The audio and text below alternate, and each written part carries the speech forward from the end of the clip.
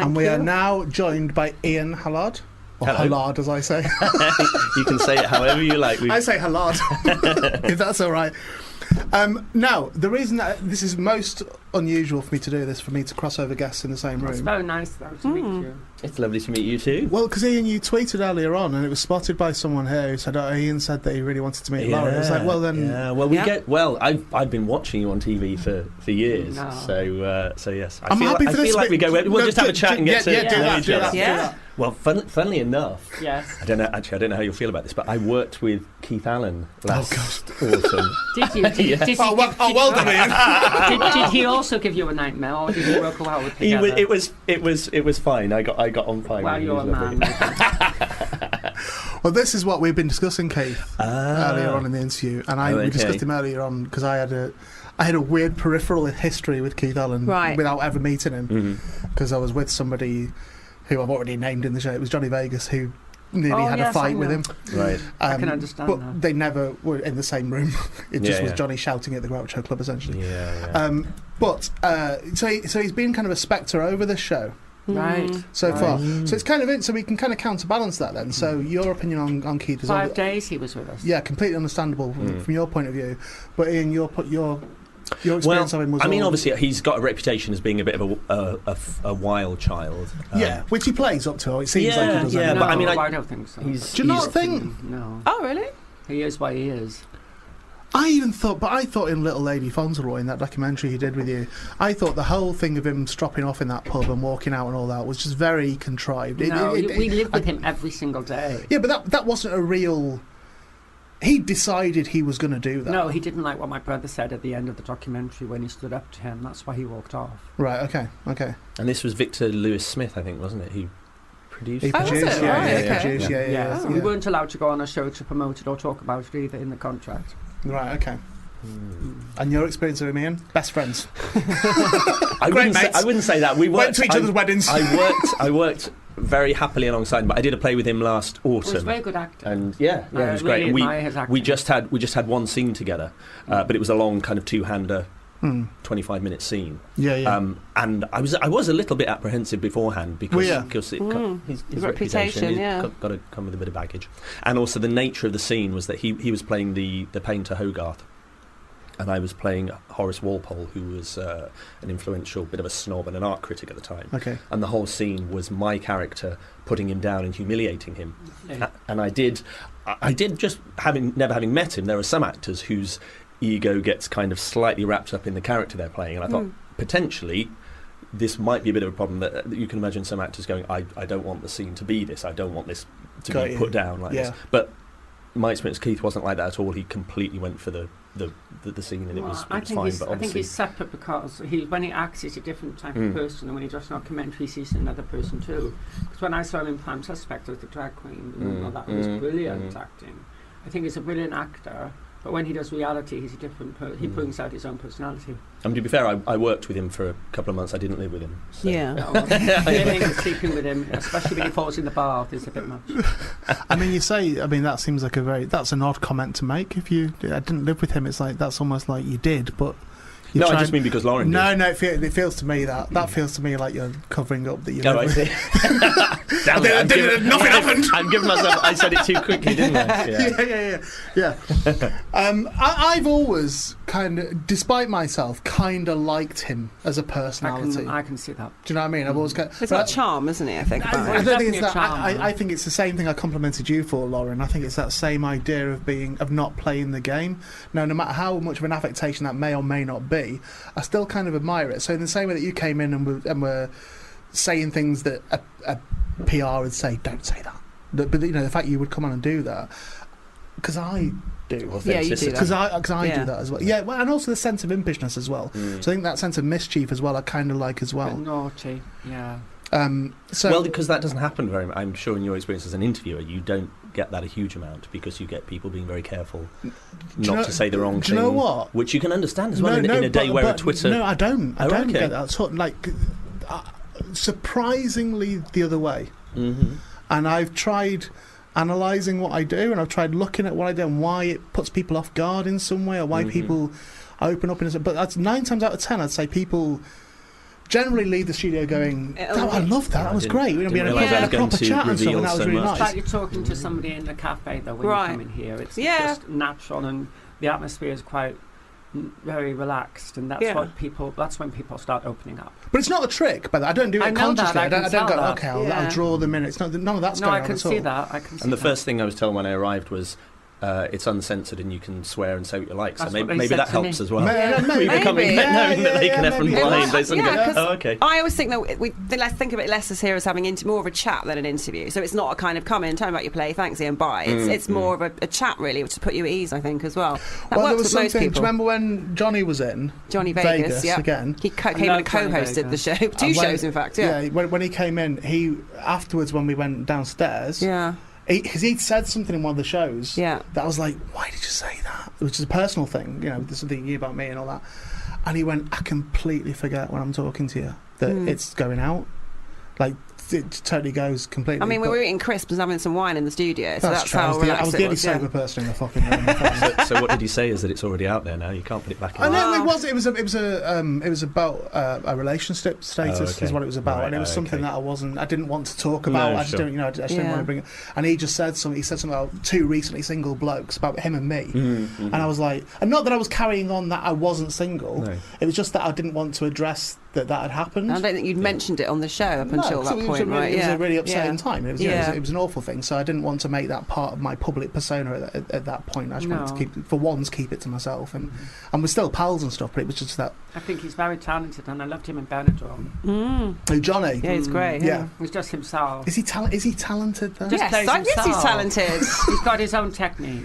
No, I agree with that. But is it talent? It's I not know, just it's talent. It's personality. It's personality. I think. I mean, he's not going to do a Daniel Day-Lewis and suddenly become a method actor Don't- and surprise don't you, is he? fucking rule that Don't rule out. it. People Don't forget, rule that out. People forget that I'm an actress too. So I studied acting for 3 years in college.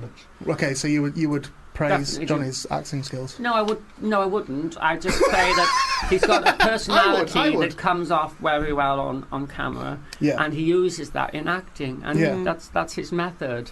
Yeah, But yeah. method acting is totally different ballgame. I did an episode of Ideal, his sitcom, with him. Yeah, Oh, I yeah, loved yeah. that. That years was ago. so good. And Yeah. it was. I think we had this one take where he was. Did you just do one episode? Yeah. Have we met before? I think you remember. Yeah. I think so. No. This is okay. This is the thing. That's why I'm asking you. I promise I'm not coming away from what you say. We'll come back to it. When I met you, when you came out, I thought, is that bloke from that time where I went out with Johnny and another bloke who was on Ideal for a drink in Manchester? I was doing a tour at the time. Right. No, And we met- I was. Not Ian. It was all done within the one day, and I Fine, didn't okay, go but it's back. not- Yeah, But I but have. we met. But I get that a lot. I get a Okay. lot of people going, "Oh, do I know you? Have we met before?" And I just come to the conclusion I have a really common face. Not at all. Well, no, it might be that you have a familiar thing about you, which is a compliment, surely. maybe. When And we people go, are like, God, not him oh, again. surely we know each other. Look how well we get on. Surely we know each other. Sorry, go on, you didn't have to say Ideal. Yeah. No, I was just. Because that the story? That was before. No, that was before. That was before he sort of slimmed down a bit. But I think we were filming this scene where he had to open and drink a can in the scene, and I think every time we did it, it was like 10 o'clock in the morning, and every time it was the was the actual was can. method. Is that a Yeah. proper or low? No, it's the actual one. Okay. Yeah, he has a He's got his own tremendous capacity. technique. Yes. He's got his own technique. Yeah, there's a word for it. I love him to pieces. I adore the man. But, He's lovely. Yeah. So, do you have any, Lauren and Ian, do you have any, because I've put you both together in this situation. You must have some questions. Well, Everybody It's me does. that ask questions. Yeah. well, Oh, Do you have any questions for Ian, Lauren? Because Because it's it's hard. Ian. No, But this We is haven't Ian's just mentioned interview I've got to now. go I Yeah. know it is, but I won't be here long. So. No, we're nearly. nearly done. we'll Oh, get you just we'll you get just to in what the to room. play. Yeah, ask You're one, okay. Ask one question or whatever. And he's very Have handsome, by you? the way. No. Have you had offers to write your autobiography? That's the plan. I'm writing my own autobiography. I haven't had any offers. You'd have to do it, otherwise it But wouldn't I'm be. writing it. I'm writing it anyway because I think it needs to be said, and all my songs are written with my own life experiences. But yes, definitely. And what about one woman show about your life? That's the plan as well, to have my own Okay. woman's show. asking question and answers. Oh, I was thinking saying about your acting. Yeah, So I was thinking as being a kind of a dramatized. Well, I would love to do my drama again. Cause, Well, you've done it already. Do you remember earlier on when I said to you, I think we talked about TV, and I said I think TV's beneath you. What I was getting to saying there is I think there is certainly, I can certainly see it. The idea of you doing a stage show of your, but again, not a Q&A. I think Q&A is kind of a cop out. I think that's sort of like that puts too much on the audience to come back and that'd be fine. You can do it, but it'd be fine. But I think your capabilities. I think I'm not certain, but I think you would be capable of presenting a show which just you because you're definitely. kind of I'm quite a big personality. Yeah, and I definitely would like to use all my techniques that I've got over the years. Yeah, and 3 years in drama college and got a diploma and BTEC national diploma in performing arts as well. So. Yeah, I love acting, and I would love to get involved with that again. Well, then you should speak to Ian because Ian at the moment is doing the play TUMULUS. See that there? Did you see that? That was seamless. Well done. That was seamless. This is the reason I'm not a proper presenter because whenever I do it right, I have to point it out. Richard and Judy would be proud of you. I know, but you've got to say that was brilliant. No, that was really good one. Really At the Soho Theatre. Yeah, 16th of April to 4th of May. What's TUMULUS?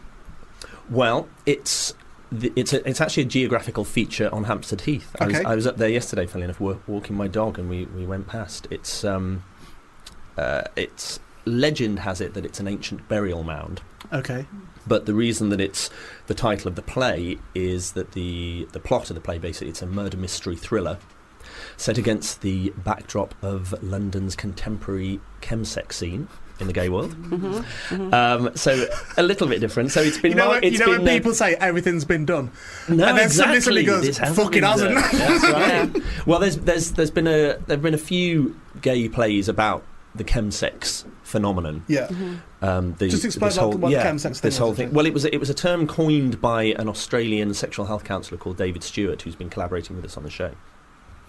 And it's basically a phenomenon that's grown up in around about the last 10 years or so, where a lot of gay men and men who have sex with men take a certain type of, certain variety of drugs, ketamine, methadone, GHB, GBL, and basically go to parties for essentially up to 72 hours. So some men, their entire weekends, they finish work on a Friday, assuming they can still hold down the job, start partying on a Friday night, and the combination of drugs keeps you both awake, high and horny, right? And actually can keep you can go through till like a Monday morning without actually falling asleep.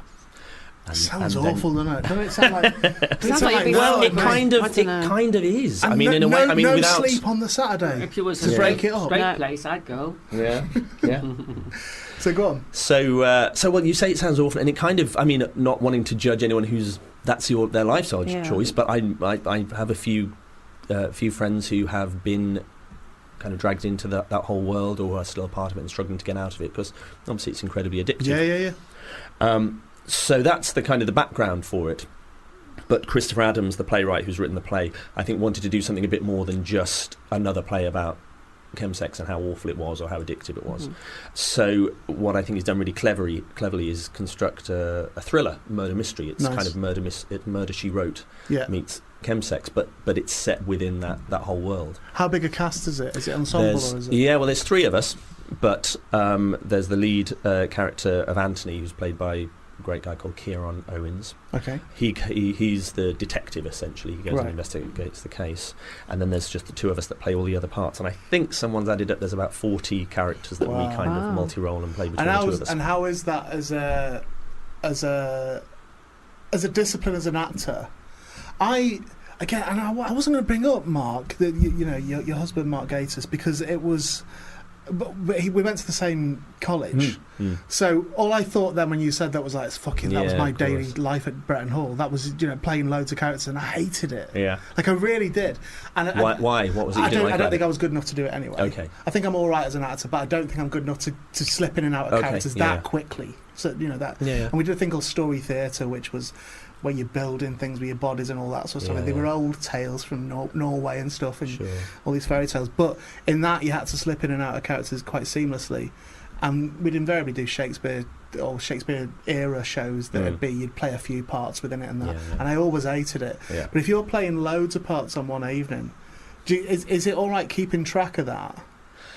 That's not the hardest part of it, actually, because we've also got this kind of weird new technology that they're sort of testing out for the first time, which is this. It's a digital box which we all wear radio mics, right? And every time the character changes, they change the settings on the box, so your voice actually comes out slightly distorted or different. So it's like a pitch shift. Love it, brilliant, and everything like that. Brilliant. So built-in cheat, brilliant. Well, exactly. Yeah, that's the great. thing. Yeah. The director Matt really wants us to just rely on the box and not to kind of do, because your instinct usually, of course, is you dig into your box of tricks and go, right, well, I'll do Scottish for this one.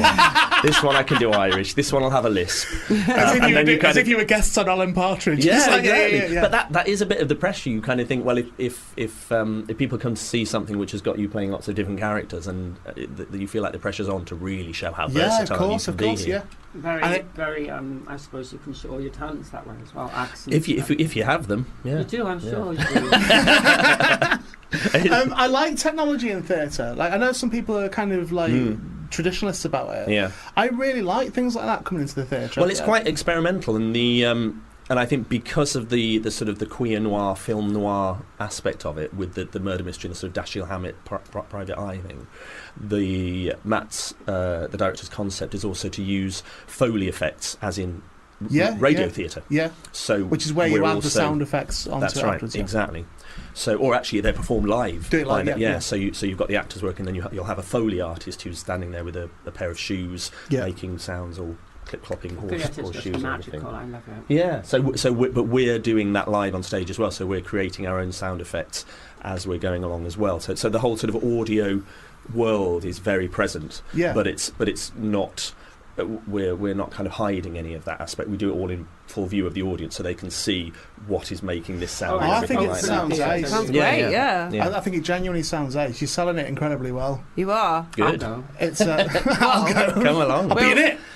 Well, I think the best thing about it as well, which is always my the point of sale if I ever go and see a play, is that it's only just over an hour long and there's no interval. Perfect. I see that. Perfect. You've sold starts it at so 7 well. o'clock, finishes by, I think you'll be in the pub by 8:10. Yes. And that's what people like. Yeah. No, They do. I'm less engaged. Oh, no. Genuinely What, am. you like an Fully epic, do you? Not necessarily an epic, but I've got like 10. I've got 10 and minutes we're giving away some tickets, of course. I hate this trend of getting everything down as short as you can get Oh. it. If that's where it naturally falls, if it naturally falls Yeah, down, yeah. absolutely fine. Yeah. But I hate this trend of going, your YouTube clips have got to be 3 minutes, 30 seconds, whatever. I really, because I think it sort of Takes away the magic of it. But it also socialises a dependency on something being short. So I think it socialises. I'm not letting this at your play at all. But it socialises people into not being able to handle something longer. Which it does. means Well, that everything's short these days because people's attention spans are shorter, especially in the generation. But their attention span is shorter, if indeed that's true as a generalisation. Social media. But it's because that's been socialised into this. Exactly, they don't know what to do. Twitter was 140 characters. 2 minutes long, or they're not interested. But also, some things are perfect just over an hour. There's lots of films that you watch, you think you're going to cut half of that If it out. naturally falls into that, absolutely, perfect. No, I've seen plays where you go along and you go, actually, I've sat and watched 7 hours of theatre and I could have done that in 90 minutes. Right, exactly. But have you never had something where you've watched it and gone, I could have watched that for another 2 hours? That's a good play. Yeah, you always come back and go and see it again then. Yeah. But it's, Come back the next day. I had it with Being Frank. I wanted Being Frank to last for another hour. So we're giving away some tickets. Yeah. 2 pairs of tickets That's it. to this play. Take the fag out your mouth. So do you want to read on the screen, Ian, what we're doing? Yeah. Well, what are we doing? Ticket giveaway. Yes. We've got tickets the 20th of April, 3 p.m, 2 pairs of tickets. The 20th of April, 7 p.m, 2 pairs of tickets. What have you got to do for them? Just tell Go us to our Twitter now. So we're putting out a tweet now. All they've got to do is like the tweet to be in a chance of winning. We'll pick a winner and let them know. Wow, that's a hard competition. What would you prefer, Ian? Wow, I hope there's a winner. You've got to just like it. That's exactly what I was just talking about. That nobody is prepared to invest any time into anything. I agree. That's absolutely fine. So make simple is best. So yeah, go to @FootballRadio's Twitter. The tweet will be out there now. Just like that, and you'll be in the draw then We'll to contact get you. Go. 2 pairs of tickets. Even if you don't win them, it sounds like genuinely like it's a nice thing. Running 16th of April to 4th of May at Tumulus. Hey, I'm out of time. I've got 5 seconds. Lauren, thank you very much indeed. My Really pleasure. appreciate it. Thank you so much for being here, man. It's a Pleasure. pleasure. Thanks, Nat. Bye. Bye.